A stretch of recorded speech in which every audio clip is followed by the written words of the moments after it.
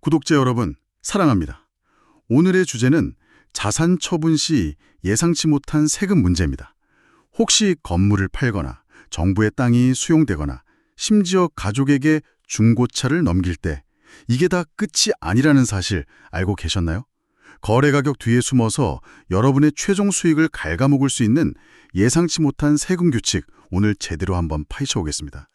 우선 첫 번째로 좀 특수한 상황인데요. 비자발적 전환이라는 게 있습니다. 네, 맞습니다. 이게 내 뜻과는 전혀 상관없이 자산이 없어지는 경우잖아요. 예를 들면 화재나 도난 이런 것도 있겠지만 특히 수용이 중요하다고 들었어요. 네, 맞아요. 수용은 정부나 공공기관이 공공의 목적을 위해서 개인의 자산을 법적으로 가져가는 걸 의미합니다. 그럼 사실상 강제로 팔게 되는 거랑 비슷한 거네요. 대신 보상금은 받고요. 네, 맞아요. 강제 매각과 유사하죠. 이때 받은 보상금이 원래 자산 가치, 좀 더 정확히는 조정 기준액이라고 하는데요. 이것보다 많으면 이익이 난 거고 적으면 손실이 발생한 겁니다. 아하, 근데 여기서 주의할 점은 개인 용도로 쓰던 자산에서 손실이 나면 그건 보통 세금 공제가 안 돼요. 손실은 공제가 안 되는군요. 그럼 이익이 나면요? 무조건 세금을 내야 하나요? 아니요? 그게 중요한 포인트입니다. 이익이 났다고 해서 꼭 바로 세금을 내야 하는 건 아니에요. 네, 바로 안 낸다고요? 정부가 가져갔는데도요? 좀 의외인데요? 네, 특정 조건을 만족하면 가능합니다. 그 받은 보상금으로 비슷한 종류나 용도의 대체 자산을 정해진 기간 안에 사면요. 그 이익에 대한 세금 보고를 뒤로 미룰 수 있습니다. 뒤로 미룬다. 법에서 정한 꽤 큰 금액까지는 아예 세금을 내지 않는 비과세 혜택도 받을 수 있습니다. 와, 이건 정말 중요한 정보네요. 어떻게 보면 좀 억울할 수 있는 상황인데 세금 측면에서는 오히려 기회가 될 수도 있다는 거군요. 네, 잘 활용하면 그렇죠. 알겠습니다. 자, 그럼 이번에는 정반대 상황을 한번 볼까요? 우리가 선택해서 하는 거래, 특히 좀 가까운 사람들하고 할 때요. 특수관계자 간의 거래라고 하던데 네, 특수관계자요. 예를 들면 가족이라든지 아니면 내가 지분을 절반 이상 가진 회사라든지 이런 경우엔 또 어떤 예상치 못한 세금 규칙이 숨어 있을까요? 여기에는 정말 조심해야 할 두 가지 큰 규칙이 있습니다.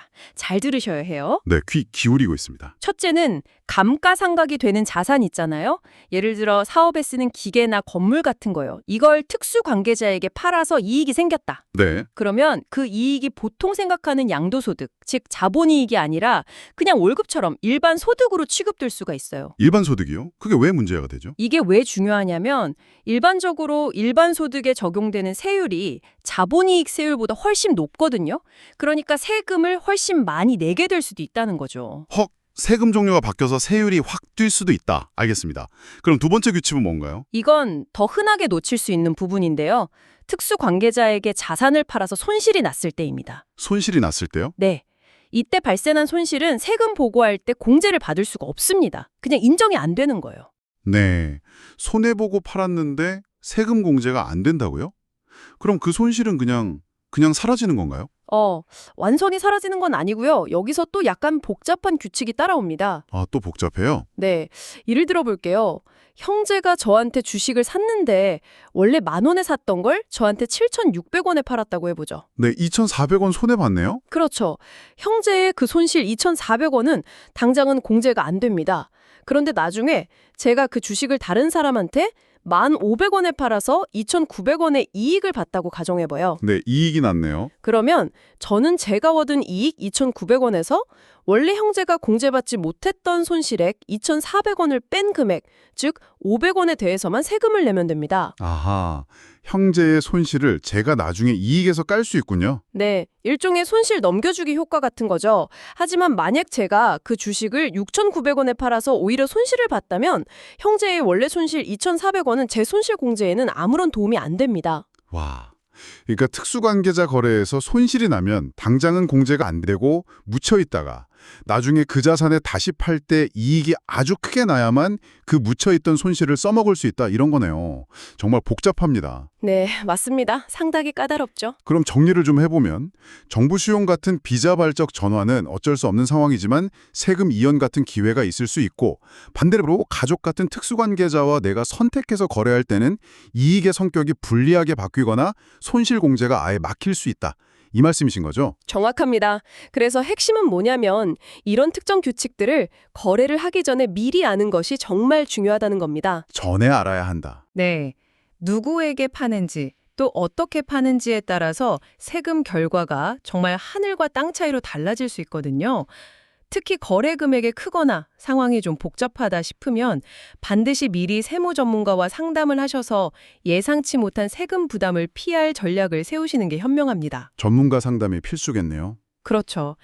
그리고 기본적인 정보는 국세청 웹사이트 irs.gov 같은 곳에서도 관련 간행물, 예를 들면 퍼블리케이션 544 같은 거 찾아보시면 도움이 될 겁니다. 네, 알겠습니다. 자산을 처분하는 일, 정말 단순히 얼마에 팔지 가격만 생각하면 큰 곳 다칠 수 있겠습니다. 오늘 저희가 살펴본 것처럼 거래 상대방이 누구인지 또 자산을 처분하는 이유가 무엇인지에 따라서 세금 계산법이 완전히 달라지니까요. 혹시 다음에 부동산이나 주식 같은 자산을 처분할 계획이 있으신가요? 그렇다면 단순히 얼마 남겼다 이것만 보지 마시고요. 혹시 오늘 얘기한 것처럼 숨어있는 세금 규칙 때문에 내 실제 손에 쥐는 돈이 확 줄어드는 건 아닐지 딱 한 번만 더 확인해 보세요. 그 작은 점검 하나가 예상치 못한 세금 폭탄을 피하고 여러분의 소중한 자산을 지키는 가장 확실한 첫걸음이 될 수 있습니다.